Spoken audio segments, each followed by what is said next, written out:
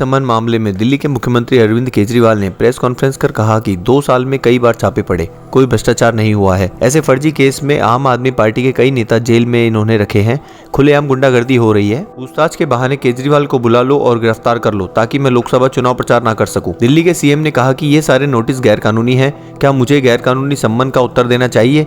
मुझे लोकसभा चुनाव में प्रचार करने से रोकने की साजिश है। भाजपा का मकसद मुझे लोकसभा चुनाव के प्रचार से रोकना है। आइए देखते हैं प्रेस कॉन्फ्रेंस में क्या कहा अरविंद केजरीवाल ने। कई बार सुना होगा, 2 साल से बीजेपी की सारी एजेंसीज कई रेड मार चुकी हैं, कई लोगों को गिरफ्तार कर चुकी हैं, लेकिन अभी तक एक भी पैसे का हेरफेर कहीं नहीं मिला, कहीं से एक भी पैसा नहीं मिला।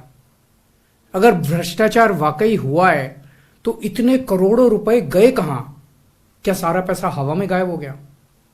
सच्चाई यह है कि किसी तरह का कोई भ्रष्टाचार हुआ ही नहीं। अगर होता तो पैसा भी मिलता। ऐसे फर्जी केस में आम आदमी पार्टी के कई नेताओं को इन्होंने अभी तक जेल में रखा हुआ है।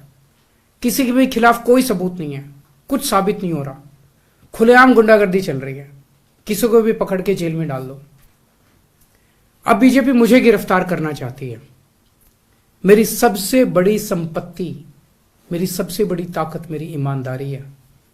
झूठे आरोप लगा के, फर्जी सम्मन भेज के ये मुझे बदनाम करना चाहते हैं, मेरी ईमानदारी पे चोट करना चाहते हैं। इन्होंने मुझे सम्मन भेजे हैं। मेरे वकीलों ने मुझे बताया कि ये सम्मन गैर कानूनी है। क्यों गैर कानूनी है? ये मैंने इनको विस्तार से लिख के भेजा है।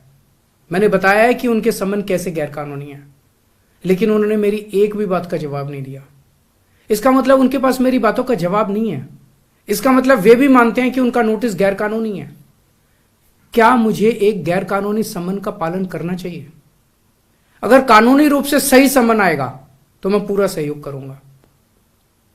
बीजेपी का मकसद जांच करना तो है ही नहीं। इनका मकसद तो लोकसभा चुनाव में मुझे प्रचार करने से रोकना है।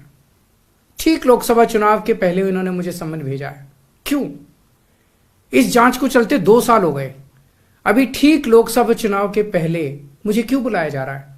पहले क्यों नहीं बुलाया? सीबीआई ने मेरे को 8 महीने पहले बुलाया था। मैं सीबीआई में गया था, उनके सारे जवाब भी दिए थे। लेकिन अब ये लोग ठीक लोकसभा चुनाव के 2 महीने पहले मुझे बुला रहे हैं। तो बीजेपी का मकसद कोई पूछताछ करना थोड़ी है। इनका मकसद है पूछताछ के बहाने केजरीवाल को बुला लो और उसे गिरफ्तार कर लो ताकि मैं लोकसभा चुनाव में प्रचार ना कर पाऊं। आज बीजेपी भ्रष्टाचारियों को नहीं पकड़ रही, बल्कि खुलेआम ईडी और सीबीआई का इस्तेमाल करके दूसरी पार्टियों के नेताओं को तोड़ के बीजेपी में शामिल करवाने का काम किया जा रहा है। एक नहीं, 2 नहीं, कितने उदाहरण हैं जहां किसी पार्टी के नेता के खिलाफ ईडी सीबीआई के मामले चल रहे थे या उन पर गंभीर आरोप लगे हुए थे।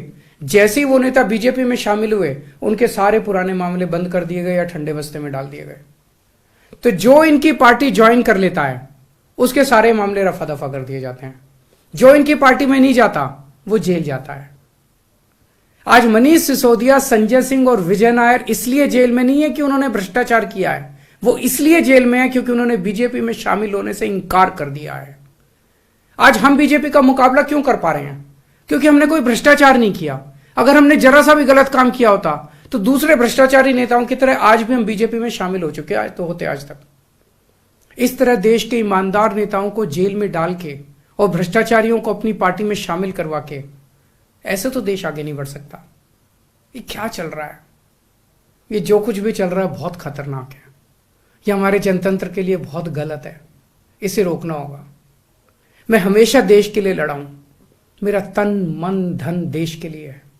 मेरी एक एक सांस देश के लिए है। मेरी खून की एक एक बूंद देश के लिए है।